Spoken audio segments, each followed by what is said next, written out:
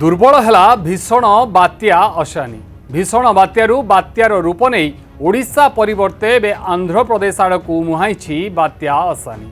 गत 6 घंटा हेब 12 किलोमीटर बेगरे आग को बढ़ुछि बात्या अशानी।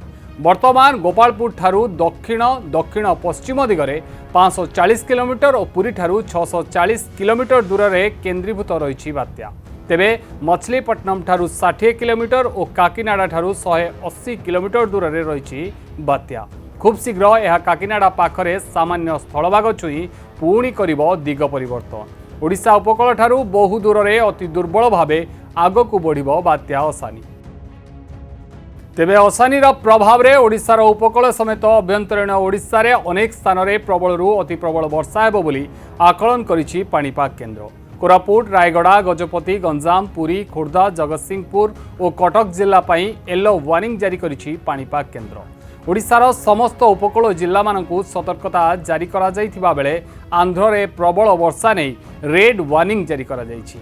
आंध्रर श्रीकाकुलम, विजयनगरम और विशाखापट्टनम पाई रेड वार्निंग जारी करा जाइछि। आंध्र उपकूलवर्ती अंचल में 75 रु 85 किलोमीटर बेगरे पवन बहिबो बोली आशा करा जाउछि।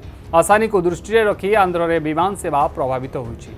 विशाखापट्टनम उड़ाकू 23टी और चेन्नई 10टी विमान को बातिल करा जाइछि।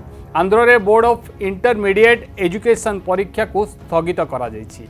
अन्यपटे ओडिशा को बात्या भय नथिले मध्य वर्षा को दृष्टि रखी प्रभावित हेबाकु थिबा जिल्ला मानकरे प्रशासन को सतर्कता जारी करा जाइछि।